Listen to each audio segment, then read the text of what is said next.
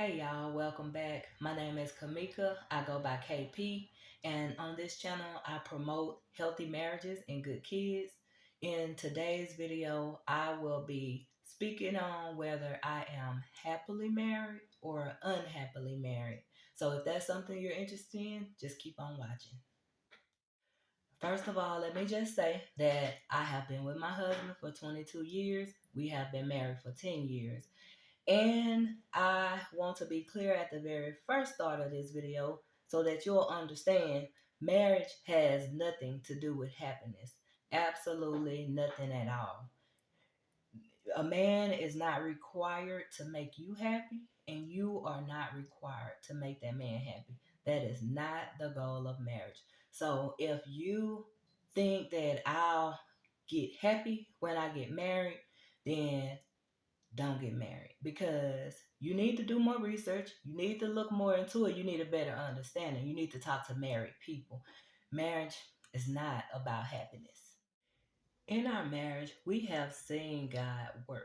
We've seen God move with our own eyes. And so we can't doubt that God is real. We've always believed in God, and we've always did our best to follow God's ways. And so when it comes to marriage, we try our best to follow God's ways. We let God lead our marriage. God's purpose for marriage is to provide a companion, also for procreate for children, and also to be saved by God. Those are the main three purposes that God says you should be. Number one, companionship. God created Eve specifically for Adam for a reason. God didn't want Adam to be alone. God created woman for man. But God didn't just create all women for all men. God created soulmates. There's a man or a woman for you in this world. You're not just supposed to be with anybody that you choose. Number two is procreation. God said, be fruitful and multiply. Only a man and a woman can be fruitful and multiply and fill this earth. God wants you married. God wants that holy matrimony before you get fruitful and multiply. That's why companionship comes first. The marriage comes in companionship. Second is procreating. So number one, finding that companion. Number two, making children. The third reason God wants you married is to be saved. Okay, when you out here and you running around, you're not married, and you just sleeping around, you living in sin. If you believe in God, you know that. So it is never okay to just openly sin by choice. Therefore, you should require marriage. It's okay to require marriage. But the purpose of it is to be saved. So God created man and woman. Man and woman get together and get married, and they have kids. And then together we raise these kids in the image of God want us to raise these kids. We're gonna raise some God fearing kids. We're gonna teach them about God and lead them to God, and then they will continue the cycle. They will get married. They will find their companion, procreate, and continue the cycle. That's how God intends for this earth to be. God does not intend for any of us to be alone. Marriage is also about loving your partner, trusting your partner, being willing to compromise, which is very important, because you also need to be understanding that they are not perfect and they will mess up. You are not the only one that can make mistakes. They will mess up too, and you are required to be understanding of those mistakes. There are times in marriages where you will have to make sacrifices, but it's never that deep to where you don't want to. I mean, if your goal is for the greater good, you will happily make those sacrifices. It's never that big. Another part of being understanding and understanding that they will mess up is also being ready and willing to forgive.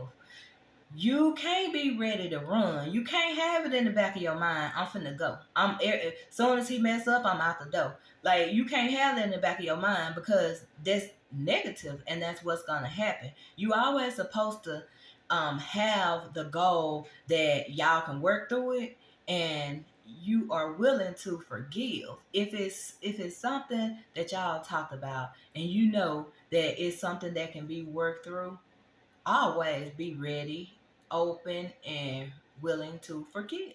I saved this one for last because to me it is the most important, the absolute most important thing. This can make or break a marriage, and it is so tiny and so simple, but it can cause the biggest effect, and that is communicating. We all tend to think that communicating is getting that other person to understand your point, and y'all being able to talk it through and work it out. But that's not communication. That's not what communication means in me. Look me in my face, listen to me good. Please, if you don't let nothing else soak in, let this soak in.